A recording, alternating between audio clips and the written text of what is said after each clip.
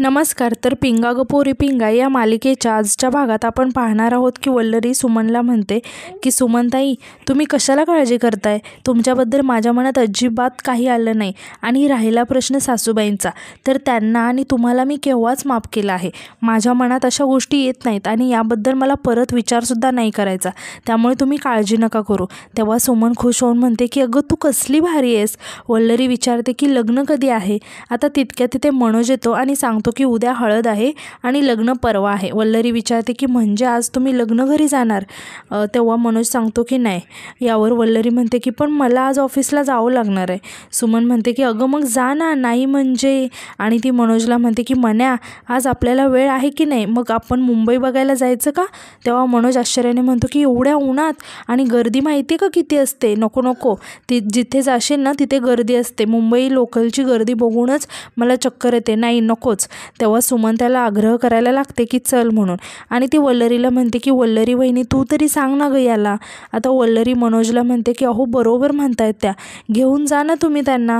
सुमन मनोजकडे हट्ट करायला लागते की प्लीज घेऊन चल ना. तेव्हा मनोज सुमनला समजावत म्हणतो की हे बघ, तू हट्ट नको करू. तू एक काम कर, तू पुढच्या वेळेस सगळ्यांना घेऊन ये आणि परत फिरत बस मुंबई. आता वल्लरी म्हणते की मला ऑफिसला जायला उशीर होतोय, मी निघू का? तेव्हा मनोज म्हणतो की मी येतो तुला सोडवायला. मग वल्लरी बॅग आणायला आतमध्ये जाते. मनोजसुद्धा आवरायला म्हणून आतमध्ये जातो. सुमनला मात्र खूपच राग आलेला असतो. आता यानंतर आपण पाहतो की प्रेरणा टिफिन पॅक करत असते. मिठ्ठूसुद्धा घाईघाईत निघालेले असते. तेव्हा प्रेरणा तिला थांबवते आणि म्हणते की मला यायचं आहे तुझ्यासोबत. तेजा तिला विचारते की का, तू पण चालली आहेस का ऑडिशनला? प्रेरणा तिला म्हणते की काय गं मस्करी करते सकाळ सकाळ. सकाळी ऑडिशनला जात नाही, डबे पोहोचवायला चालले आहे मी. मग त्या दोघीही तिथून निघून जातात. सुमन त्या सर्वांची धावपळ बघत असते. आता श्वेता तेजाला विचारते की काय गं तेजा, तुझा काय प्लॅन आहे आजचा? तेजा सांगते की एक मीटिंग आहे, पण बघू काय होतंय. तेव्हा सुमन मध्येच म्हणते की मुंबईमध्ये सगळ्यांचीच धावपळ असते. यावर श्वेता सांगते की हो, ऑफिस अवर्समध्ये खूप ट्रॅफिक असतं, त्याच्यामुळे ना लवकर निघावं लागतं. आता सुमन त्यांना विचारते की तुम्ही दोघी कुठे कामाला असता, म्हणजे ऑफिसला जायचं नाही का तुम्हाला? तेजा सांगते की माझं वर्क फ्रॉम होमच असतं, पण कदाचित आज मला जावं लागणार आहे. आणि श्वेता सांगते की मी आत्ता निघाले आहे. तेव्हा सुमन म्हणते की हो, काम म्हणलं की जावंच लागतं, तुम्ही जा, मी आहे इथे, असं म्हणून ती खूप खुश होते. आणि मनातच म्हणते की आत्ता ह्या दोघी गेल्यानंतर घरात फक्त मी आणि मण्याच, असं म्हणून ती आतमध्ये निघून जाते. तेजा आणि श्वेता तिच्याकडे संशयाने बघत असतात. आता श्वेता रागाने म्हणते की असा राग येतो ना हिचा. यानंतर आपण पाहतो की सुमन छान तयार होत असते आणि ती तयार होत असताना मनोजच्या आईसोबत म्हणजे तिच्या आत्यासोबत बोलत असते. ती मनोजच्या आईला सांगते की आत्या, आज घरात आम्ही दोघेच आहोत. तेव्हा मनोजची आई खुश होऊन म्हणते की काय सांगतेस सुमन, हीच संधी आहे माझ्या मनाचं मन जिंकण्याची, या संधीचं सोनं करा तू. यावर सुमन म्हणते की आत्या तू फक्त बघतच राहा, मी मनाला कसं आपलंसं करते ते. आता मनोजची आई म्हणते की हो, छान तयार हो, त्या पांढऱ्या पालीचं थोबाड ना विसरून गेला पाहिजे तो तुझं रूप पाहून, असं म्हणून त्या फोन ठेवतात. ती तयार होत असते तेव्हा श्वेता आणि तेजा तिच्याकडे आश्चर्याने बघत असतात. आता तेजा श्वेताला म्हणते की ही फटाकडी जरा जास्तच उडते आहे ना, आपण जरा आत्ता घरातून गेलो ना तर मनोज भाऊजींचं काही खरं नाही. श्वेता रागाने म्हणते की मला तर वाटतंय आत्ताच हिचा गळा दाबावा. तेजा म्हणते की चल तिच्याशी बोलूया, असं म्हणून त्या सुमनजवळ जातात. तेजा सुमनला विचारते की कुठे फिरायला निघालेस का? श्वेता म्हणते की काय मस्त तयार झाली आहेस गं, काहीतरी मोठा प्लॅन दिसतोय तुझा. तेव्हा सुमन घाबरत सांगते की नाही, ते मी आपलं सहजच. आणि विचारते की तुम्ही कामाला नाही का गेला? तेजा म्हणते की नाही, आम्ही जाणार होतो गं, पण अचानक आजही वर्क फ्रॉम होम मिळालं ना. तेव्हा सुमन खूप टेन्शनमध्ये येते. आता श्वेता म्हणते की माझी मीटिंग कॅन्सल झाली बघ. तेजा सुमनला असं टेन्शनमध्ये बघून म्हणते की काय झालं, चेहरा का असा पडलाय तुझा? तेव्हा सुमन खोटं खोटं हसत म्हणते की नाही, मी आपलं सहजच विचारलं. आता तेजा म्हणते की आहोत आम्ही घरीच आहोत. श्वेता म्हणते की काही लागलं तर सांगा, बिनसंकोच करता. यावर तेजा म्हणते की तशी संकोच करणारी वाटत नाही ती, अशी स्वभावाने खूप मनमोकळी आणि खूपच ओपन माइंडेड वाटते. तितक्यात मनोज तिथे येतो आणि तो तेजा आणि श्वेताला म्हणतो की ताई तुम्ही आहात का इथे, मी जरा बाहेर जाऊन येतो. तेव्हा सुमन म्हणते की कुठे निघाला, मी सुद्धा येते. मनोज सांगतो की अगं माझ्या ओळखीचे कॉन्ट्रॅक्टर आहेत ना, त्यांना भेटायला चाललो आहे, तुझं काय काम आहे तिथे, तू घरातच थांब, असं म्हणून तो तिथून निघून जातो. आता सुमन खूपच नाराज होते आणि बॅग ठेवून येते, असं म्हणून तीही तिथून निघून जाते. तेजा श्वेताला म्हणते की खरं तर मला एका तासासाठी बाहेर जावं लागणार आहे, पण हिचा काही भरोसा नाही आहे, हिला मनोजसोबत सोडणं रिस्की आहे जरा. आता श्वेता म्हणते की मलासुद्धा आज दांडी मारणं शक्य नाही. यावर तेजा म्हणते की मॅडम तुम्ही बिझनेस वुमन, आम्ही नोकरीवाले, तुमचं काय आहे? तेव्हा श्वेता अडखळत म्हणते की बिझनेस असला म्हणून काय झालं, जबाबदारी असतेच ना. आता बाहेर कसं पडायचं तेच कळत नाही. आता मनोज भाऊजींचं काही टेन्शन नाही, ते साधे आहेत, पण या फटाकडीचं काय, तिला कसं आवरायचं? तेजाला काहीतरी सुचतं आणि ती म्हणते की एक गोष्ट करू शकतो आणि म्हणते की आपण ना वल्लरीलाच घरी लवकर बोलवलं तर. तेव्हा श्वेता खुश होऊन म्हणते की हो, हे करू शकतो. यानंतर आपण पाहतो की श्वेता डोकं खूप दुखतंय असं म्हणून नाटक करत रडत असते आणि त्यांचा प्लॅनप्रमाणे त्यांनी वल्लरीलासुद्धा घरी बोलावून घेतलेलं असतं. आता सुमन खूपच टेन्शनमध्ये आलेले असते आणि ती म्हणते की मगाशी तर चांगल्या ठणठणीत होत्या. श्वेता वल्लरीला म्हणते की खूपच डोकं दुखतंय आणि असं वाटतं की आत्ता मरेल की काय, म्हणूनच तुला लवकर बोलावून घेत. यावर वल्लरी म्हणते की असं काय बोलतं श्वेताताई, आणि तुम्ही एकट्या कुठे होता, या सुमनताई पण होत्या की, आणि मला बोलवलं त्यात काही चूक नाही केली तुम्ही, पण या होत्या ना. तेव्हा सुमन म्हणते की हो मी होते, नाही ते उगं कशाला तिला घाईने बोलावून घेतलं, आणि तसं पण डोकं तर दुखत होतं, हार्ट अटॅक नव्हता ना आला. वल्लरी म्हणते की सुमनताई अहो हे काय बोलताय तुम्ही? सुमन अडखळत म्हणते की म्हणजे डोकंच दुखत होतं ना, एवढं काळजी करण्यासारखं काही न झालं नव्हतं. श्वेता रडत म्हणते की काळजी करण्यासारखंच आहे, थोडंसं नाही दुखत, खूप दुखतंय मला माहिती आहे, आणि म्हणते की खूपच दुखतंय, मला वाटते की मी डॉक्टरांकडे जावं. तेव्हा वल्लरी म्हणते की डॉक्टरांकडे कशाला जाता, मी पटकन घरगुती औषध बनवते.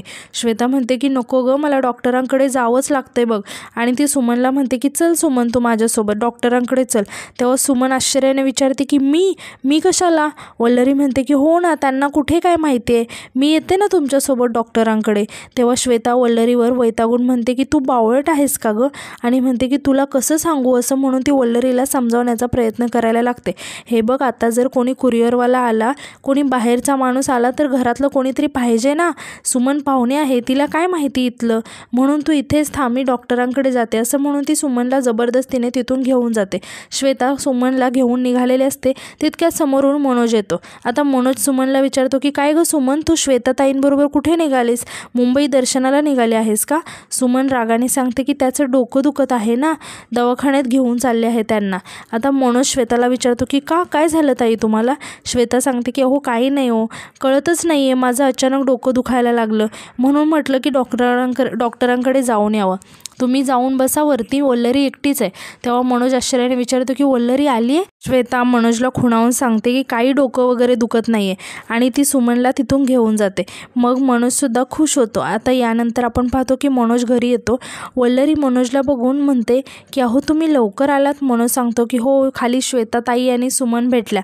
वल्लरी सांगते की हो, श्वेताताईंचं डोकं दुखत आहे ना, म्हणून त्या डॉक्टरांकडे गेल्या आहेत. मनोज म्हणतो की हो, मला श्वेताताईंनी सांगितलं की वल्लरी एकटीच आहे घरात, आता आपण दोघेच आहोत घरात. बघ श्वेताताईंची डोकेदुखी आपल्याला किती फायद्याची ठरली. तर इकडे आपण पाहतो की सुमन आणि श्वेता वडापाव खाण्यासाठी आलेले असतात. आता सुमनला भास होत असतो आणि ती रागाने ओरडायला लागते की मन्या सोड, लांब हो तिच्यापासून. श्वेता तिला आश्चर्याने विचारते की अगं काय झालं, मध्येच काय बोलतेस असं, लक्ष कुठे आहे तुझं? सुमन श्वेताकडे आश्चर्याने बघत म्हणते की डोकेदुखी तर पार गायब झाली तुमची, आता डॉक्टरांकडे नाही जायचं का? यावर श्वेता म्हणते की डॉक्टरांकडे तर तुलाच जावं लागणार आहे, मध्येच काय बडबडतेस तू? सुमन म्हणते की हो, मला ते सवय आहे ना, पण तुमचं तर दुखणं पार गायबच झालं. तेव्हा श्वेता म्हणते की अगं दुखणं आहेच, पण वाटेत वडापावची गाडी दिसली, मग वडापावचा असा अपमान करून पुढे जाता येत नसतं ना. सुमन म्हणते की मागाशी तर एवढ्या मोठ्याने ओरडत होता जसं काय आता मरतीलच. श्वेता म्हणते की अगं तेच म्हणते मी, ती तिरडीवर जरी असते ना मी, आणि मला कोणी वडापाव दाखवला असता ना, तर मी उठून बसेन बघ. यानंतर आपण रात्री पाहतो की प्रेरणा सर्वांना आवाज देते आणि सांगते की जेवण तयार आहे, चला जेवायला. तितक्यात मनोज आणि सुमनसुद्धा तिथे येतात. आता प्रेरणा मनोजला बघून म्हणते की मनोज भाऊजी या, जेवण तयार आहे, तुम्हीसुद्धा जेवायला बसा. मनोज प्रेरणाला म्हणतो की प्रेरणाताई, आमच्यामुळे तुम्हाला उगाच एवढं सगळं करावं लागलं ना. तेव्हा प्रेरणा म्हणते की अहो साधंच तर जेवण बनवलं आहे, आणि तुम्ही अजिबात संकोच करू नका, पोटभर जेवा. मनोज आणि वल्लरी खुणावून एकमेकांशी बोलत असतात आणि वल्लरी त्याच्याकडे बघून लाजत असते. हे सगळं सुमन बघत असते आणि तिला खूप राग येत असतो. आता वल्लरी मनोजसाठी जेवणाचं ताट घेऊन जाणार तितक्यात सुमन तिच्या हातातून ताट घेते आणि म्हणते की ताट मी देते, तू पाणी घेऊन ये. असं म्हणून सुमन स्वतः मनोजला जेवणाचं ताट देते आणि जाऊन मनोजच्या शेजारी बसते. तेव्हा मिठू आणि तेजा ओरडत तिथे येतात आणि सुमनला म्हणतात की अगं काय करतेस, हे इथे का बसते आहेस. सुमन घाबरून पटकन उठते आणि विचारते की का, काय झालं.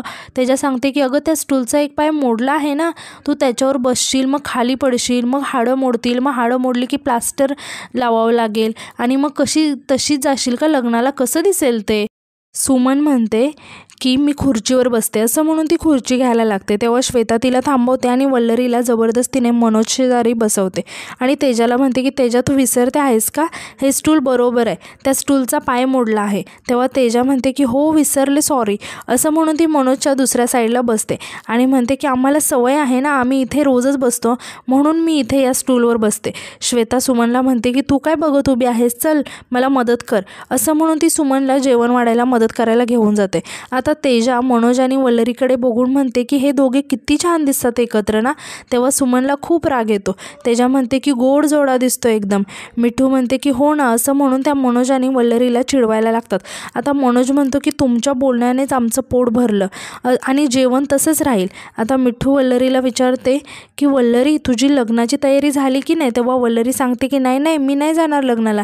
तेव्हा प्रेरणा आश्चर्याने म्हणते की असं कसं, मनोज भाऊजींच्या घरचं लग्न आहे, म्हणजे ते सुद्धा तुझे नातेवाईक झाले ना, मग तू लग्नाला जायलाच पाहिजे आणि भामरे यांची सून आहेस ना तू, मग तूच तर गेली नाही लग्नाला तर कसं चालेल. आता श्वेता म्हणते की हो, आणि यांच्याबरोबर तू नाही गेलीस तर कसं दिसेल ते.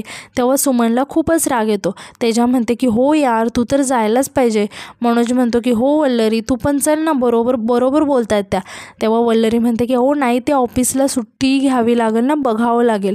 प्रेरणा म्हणते की ते होईल ग मॅनेज. सुमन खूपच टेन्शनमध्ये येते. आता श्वेता तिच्याकडे बघून म्हणते की काय गं, मध्येच कुठे हरवलीस, काय झालं.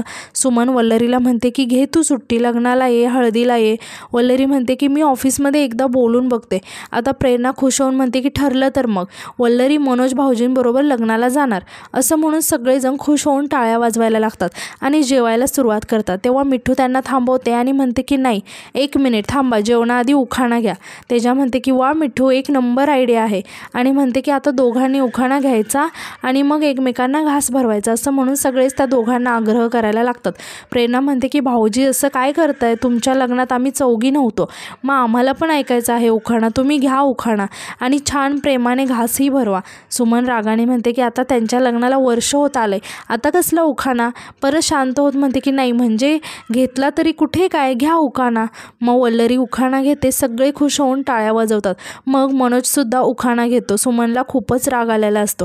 आता वल्लरी आणि मनोज एकमेकांना घास भरवतात. सगळे खुश होऊन टाळ्या वाजवत असतात. आता सुमन मनातच म्हणते की आज तू हिचं नाव घेतोस ना मन्या, पण लवकरच आपण एकमेकांसाठी उखाणा घेत असू, बघशीलच तू. असं म्हणून ती खूपच रागात वल्लरी आणि मनोजकडे बघत असते. आणि आजचा भाग इथेच संपतो.